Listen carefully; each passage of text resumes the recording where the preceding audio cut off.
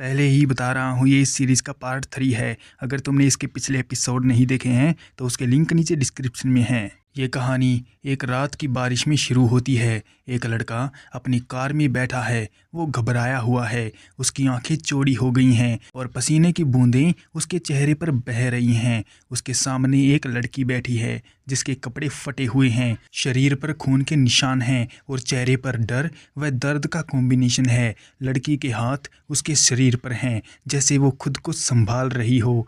लड़का बहुत घबरा कर सोचता है, अरे यार, ये तो बहुत आगे निकल चुका है। उप्स कहकर मैं बच नहीं सकता। फिर लड़की धीरे से बोलती है, ओह, तो ये वजह थी।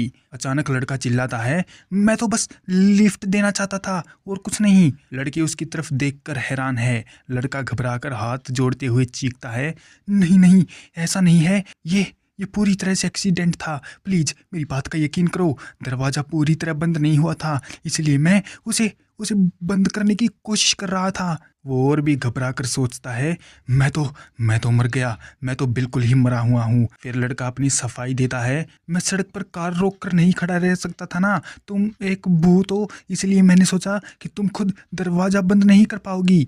लड़का और घबरा जाता है। वो अपने दोनों हाथ ऊपर करके चिल्लाता है, मैं कसम खाता हूँ, मेरा कोई गलत इरादा नहीं था। मुझ में ऐसी हिम्मत नहीं है कि मैं किसी लड़की को छेड़ूं। मैं पूरी तरह से निर्दोष हूँ, वादा करता हूँ। लड़की चुपचाप सुन रही है, फिर धीरे से बोलती है, शायद तुम ठीक कह रहे हो। मैं वाकई काफ़ी माफ़ी चाहती हूँ, लेकिन लड़का फिर कहता है कि वो हाई स्कूल से ही दैट शाउटिन गेमर गाय के नाम से जाना जाता है, यानी बंद कमरे में रहने वाला गेमर लड़का। फिर वो पूछता है, क्या हम कम से कम आगे वाले रेस्ट स्टॉप तक कार ले जा सकते हैं?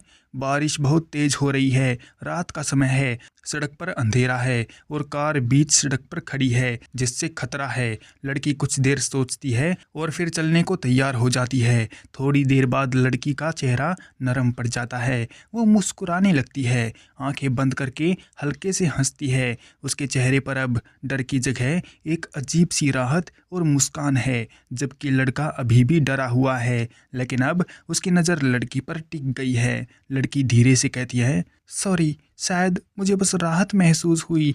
लड़का अभी भी थोड़ा घबराया हुआ है, लेकिन अब थोड़ा शांत होकर बैठ जाता है। वो कहता है, लेकिन अगर तुम नहीं चाहती हो तो कोई बात नहीं। बारिश अभी भी तेज हो रही है, कार धीरे धीरे आगे बढ़ रही है।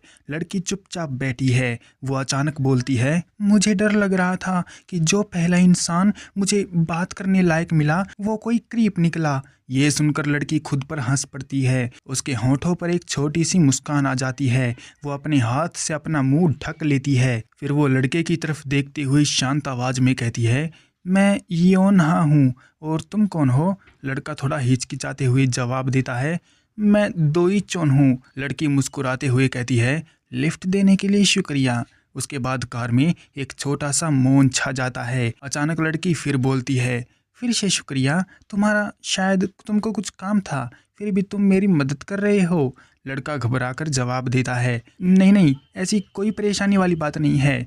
लड़की आगे कहती है, मैंने कभी सोचा भी नहीं था कि मैं फिर से किसी से बात कर पाऊंगी। सच कहूँ तो मैंने हार मान ली थी। लड़का चुपचाप सुन रहा है। उसकी आंखें थोड़ी चौड़ी हो जाती हैं। थोड़ी देर बाद लड़का हल्के से पूछता है, अगर तुम्हें बुरा ना लगे तो क्या तुम मुझे बता सकती हो कि हुआ क्या था? लड़की कुछ पल चुप रहती है। लड़का जल्दी से कहता है, अगर मुश्किल है तो मत बताना। लड़की धीरे से मुस्कुराती है और कहती है, आई एम जस्ट क्यूरियस। फिर वो आगे बोलती है, मुझे ठीक से याद भी नहीं है। जब मुझे होश आया तो एक अनजान आदमी मुझे खींचते हुए ले जा रहा था। लड़की खिड़की की तरफ देखते हुए धीरे से कहती है, ये सब थोड़ा अजीब लग रहा है। लड़का चुपचाप सुन रहा है, लेकिन अब उसकी नज़र बार बार लड़की पर जा रही है। उनकी कार अभी भी बारिश में धीरे धीरे आगे बढ़ रही है। दोनों के बीच एक अजीब सा लेकिन थोड़ा नरम माहौल बनने लगता है। लड़की अब पहले जितनी डरी हुई नहीं लग रही, बल्कि थोड़ी कंफर्टेबल और बात करने को तैयार दिख रही है। लड़का अभी भी अलर्ट है, लेकिन उसकी घबराहट अब पहले से काफ़ी कम हो गई है। कार में बैठे हुए योनहा धीरे धीरे अपनी कहानी जारी रखती है। उसकी आवाज़ शांत लेकिन दर्द भरी है। वो कहती है, जब मैं होश में आई तो मैं हाईवे पर खड़ी थी। फिर वो आगे बताती है, शुरू में मुझे समझ नहीं आया कि मैं मर चुकी हूँ। मैंने सोचा शायद मैं लकी हूँ और बच गई हूँ। उसके हाथ उसके घुटनों पर कसकर जकड़े हुए हैं, कपड़े फटे हुए, खून के निशान साफ दिख रहे हैं। वो कहती है, मैं सड़क पर भागी, बहुत डर लग रहा था कि वो आदमी मेरे पीछे आ रहा होगा, लेकिन जितना समय बीतता गया सब कुछ और अजीब लगने लगा। उसका चेहरा अब गंभीर हो जाता है। वो बोली, मैं चाहे जितनी भी मदद के लिए चीखती चिल्लाती रही, कोई भी मुझे देखता तक नहीं था। सब मुझे अनसुना कर देते थे। मैं दिन रात चलती रही, लेकिन सड़क कभी ख़त्म ही नहीं होती थी। तभी मुझे एहसास हुआ कि मैं सच में उस रात मर गई थी। फिर स्क्रीन पर पुरानी यादें फ्लैशबैक में दिखती हैं। योनहा का खून से सना हुआ शरीर लाल टाइल्स वाले फर्श पर पड़ा है। उसकी आंखें खुली हैं, लेकिन वो जिंदा नहीं है। वो दर्द भरे लहजे में कहती है, और अब मैं यहाँ फंस गई हूँ हमेशा के लिए, एकदम अकेली। जब तुमने पहली बार मुझसे बात की मुझे यकीन ही नहीं हुआ।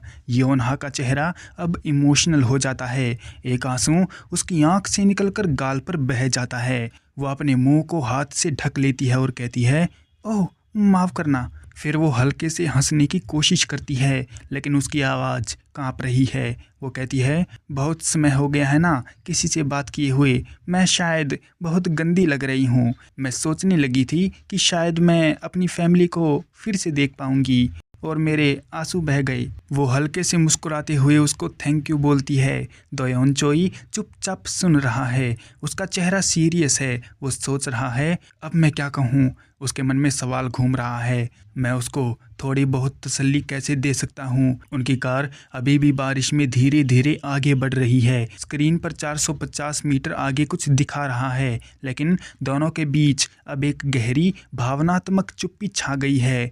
योनहा अब लड़के की तरफ देख रही है। उसकी आंखों में उम्मीद और दर्द है। दोयोन अभी भी कुछ बोल नहीं पा रहा है। वो बस चुपचाप ड्राइविंग करते जा रहा है, लेकिन उसके मन में बहुत सारे सवाल और संपेंथी आ रही है। कार में बैठे हुए दोयोन अचानक बोल पड़ता है, लेकिन क्या होगा अगर तुम अपनी फैमिली से मिलो और वो तुम्हें देख भी ना पाएं।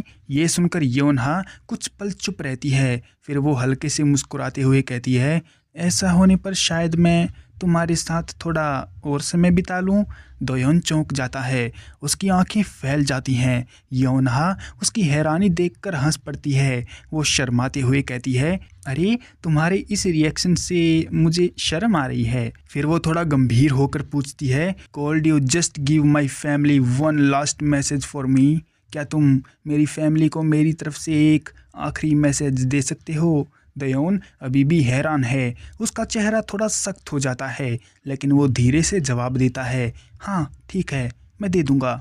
योनहा अब पूरी तरह से इमोशनल हो चुकी है। दोयोन के मन में हजारों सवाल घूम रहे हैं। वो सोचता है, मेरे मन में लाखों सवाल थे, लेकिन अब मैं क्या ही बोलूं। उसकी नज़र योनहा के घायल शरीर पर पड़ती है। वो सच में उम्मीद कर रहा था कि वो अपनी फैमिली को एक बार फिर से देख पाएगी।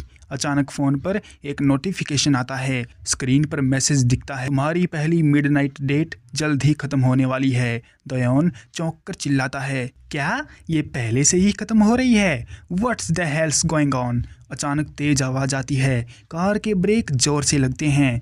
दोयोन की आंखें डर और हैरानी से फैल जाती हैं, क्योंकि योनहा का हाथ अचानक ही कसकर मुट्ठी में बंद हो जाता है। वो दर्द और अफसोस से कहती है, मुझे बहुत अफसोस है, तुमने मेरे लिए इतना कुछ किया। मैं हमेशा सिर्फ वापस आती हूँ। दोयोन घबराकर उसे पुकारता है, लेकिन योनहा अब धीरे धीरे गायब होने लगती है। उसकी बॉडी ट्रांसपेरेंस होती जा रही है। उसकी आंखें बंद हो जाती हैं और चेहरा दर्द से ख़त्म हो जाता है। योनहा अभी भी कार की सीट पर बैठी हुई है। उसकी आंखों में आंसू हैं, लेकिन वो कोशिश कर रही है कि आवाज़ बनाए रखे। वो धीरे से कहती है, मुझे पता है मैं बहुत कुछ मांग रही हूँ, लेकिन अगर तुम थोड़ा और मेरी मदद कर सको तो। दोयोन चुपचाप सुन रहा है। योनहा आगे कहती है, मैं कल घर जा रही हूँ, इसलिए आज रात मेरे पास टाइम है।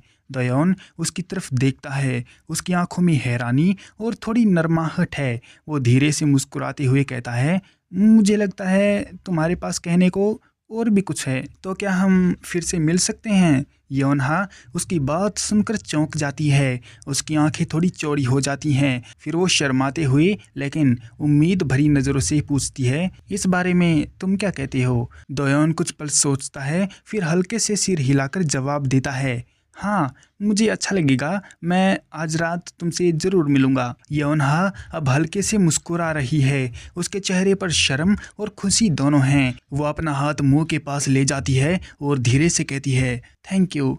अचानक फ़ोन की स्क्रीन पर एक नया मैसेज पॉपअप होता है, मिडनाइट डेट कंप्लीट। नीचे एक और मैसेज आता है, तुम्हारा रोमांस स्कोर कैलकुलेट किया जा रहा है। दोयोन स्क्रीन देखकर हैरान रह जाता है। स्कोर 80 PTS, जिस पर 1 डेथ पेनल्टी अप्लाइड है, और फिर तुम्हारा रोमांस रैंक B है। दोयोन अब पूरी तरह कंफ्यूज्ड और शॉक्ड है। वो मन ही मन सोचता है, एल्फी अफेक्शन पॉइंट्स, तो क्या तुम कह रहे हो कि ये सब सच में सिर्फ एक गेम है? वो फोन को देखते हुए हैरानी से बुदबुदाता है, क्या इसका मतलब क्या है? कार अब धीरे धीरे आगे बढ़ रही है। दोयोन के मन में हजारों सवाल घूम रहे हैं। योनहा की गर्माहट अब धीरे धीरे गायब हो रही है। वो अब अकेला महसूस कर रहा है। बहुत लंबी रात के बाद सुबह आखिरकार आ गई, लेकिन दोयोन अभी भी योनहा की कमी महसूस कर रहा है। उसके मन में एक अजीब सी खालीपन है। वो सोचता है, मुझे अभी भी उसकी कमी महसूस हो रही है। इस अजीब खालीपन के साथ वो उस हाईवे पर क्यों भटक रही थी? क्या वो सच में एक असली इंसान थी या गेम है? आखिर वो क्या है? अचानक उसका सिर भारी हो जाता है। वो दोनों हाथों से अपना सिर पकड़ लेता है और फ्रस्ट्रेशन में सोचता है, मेरे दिमाग में हजारों सवाल घूम रहे हैं। ये दम घुटने वाली फ्रस्ट्रेशन और डर की भावना। उसकी कार अब सुबह की रोशनी में आगे बढ़ रही है, लेकिन दोयोन का मन अभी भी पिछली रात की घटनाओं में उलझा हुआ है। उसका चेहरा थका हुआ है। अचानक ही फ़ोन पर डिंग की आवाज़ आती है। वो स्क्रीन देखता है, एक नया मैसेज जो कि स्काजे का था। उसके मैसेज में लिखा है, मेरे घर पर आजा। दोयोन की आंखें सिकुड़ जाती हैं। वो मन ही मन सोचता है, तो अब शायद यही वो एक इंसान है जो इस सब की कोई सटीक एक्सप्लेनेशन दे सकता है। बिना एक पल भी गवाए वो गाड़ी का एक्सेलरेटर दबा देता है। कार तेजी से हाईवे पर दौड़ने लगती है। आसमान नारंगी लाल हो चुका है। रास्ते में अचानक उसका फ़ोन बज उठता है। कार की डैशबोर्ड स्क्रीन पर नाम चमकता है, स्काजी। दोयोन तुरंत ही कॉल उठा लेता है। उसकी आवाज़ में गुस्सा और घबराहट दोनों हैं। Where the hell are you man? लेकिन दूसरे छोर से कोई आवाज़ नहीं आती। जिस नंबर पर आपने कॉल किया है वो अभी स्विच ऑफ है। दोयोन के चेहरे पर हैरानी और गुस्सा छा जाता है। वो फ़ोन को जोर से सीट पर पटक देता है और गाड़ी की स्पीड को बढ़ा देता है। थोड़ी देर बाद कार एक अंधेरे पार्किंग गैराज में रुकती है।